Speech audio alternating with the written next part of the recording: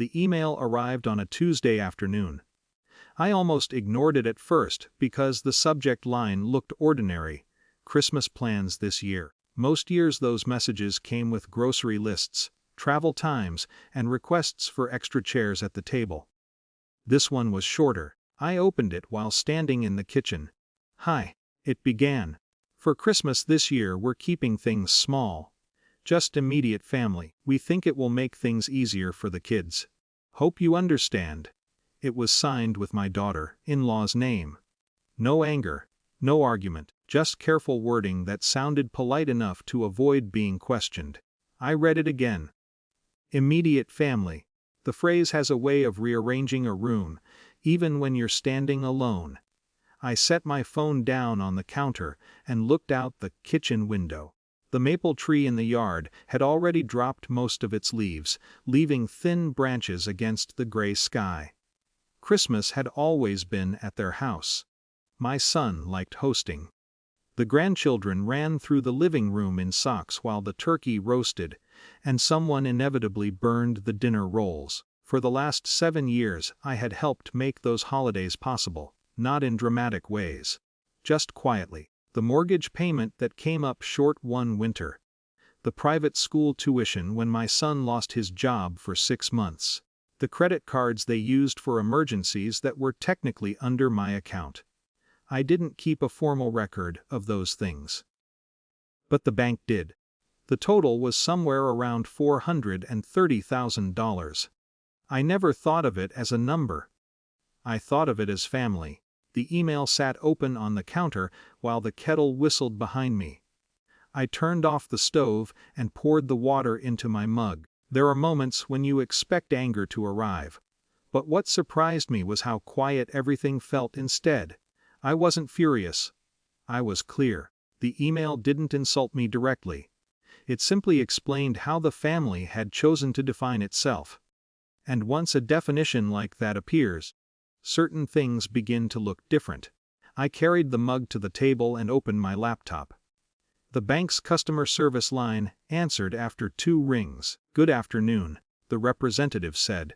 I explained calmly that I needed to make a few adjustments to my accounts. Nothing unusual. Just administrative work. The credit cards connected to my primary account would need to be canceled. All 3 of them. The representative verified the numbers. "Yes, those are authorized cards issued under your account," she said. "Please deactivate them." I replied. She paused briefly. "May I ask if there's been a security concern?" "No," I said. "Just a change in arrangements." The system processed the request in less than a minute. Next came the tuition payments. The grandchildren attended a private school that billed the semester in advance. For the last 4 years, those payments had been routed automatically through my banking account. I logged into the portal and clicked the small button labeled Pause Payment Plan. The website asked for confirmation. I clicked yes. The entire process took maybe 10 minutes. Then I closed the laptop. The house was quiet again. 20 minutes later, my phone started ringing. The first call came from my son. I let it go to voicemail. Then the second call came. Then the third. By the 4th call, the messages started appearing. "Mom, did something happen with the cards? The grocery store says they're declined. Call me back." Another message followed shortly after. "The school just emailed about tuition daughters." I watched the phone light up on the table while I finished my tea. It wasn't satisfying. It was simply inevitable. Eventually I answered. My son's voice sounded confused. "Mom, something weird is going on with the bank." "I know," I said. "Did they freeze the account or something?" "No." There was a pause. "The credit cards stopped working," he said. Yes. "And the school says the tuition payment plan was canceled." "That's correct." Silence filled the space between us. "Why?" he asked finally. I thought about the email still sitting open on my phone.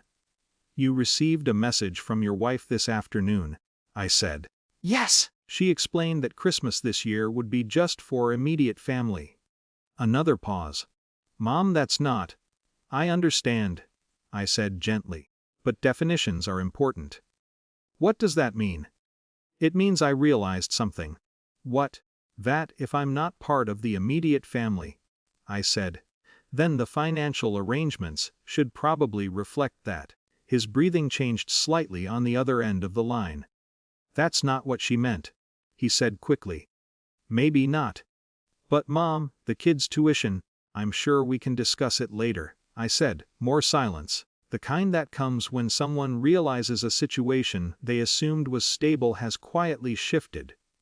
I didn't think you'd take it like this, he said. I didn't take it personally, I replied. Then why do all this? I looked again out the window at the bare tree. Because generosity shouldn't require invisibility, I said. He didn't respond right away. After a moment he said quietly, I need to talk to her. That sounds reasonable. We ended the call without another argument. That evening the phone buzzed again, but this time it was a message instead of a call. From my son. We should talk about Christmas again. I didn't answer right away. The house felt peaceful, in a way it hadn't for a long time.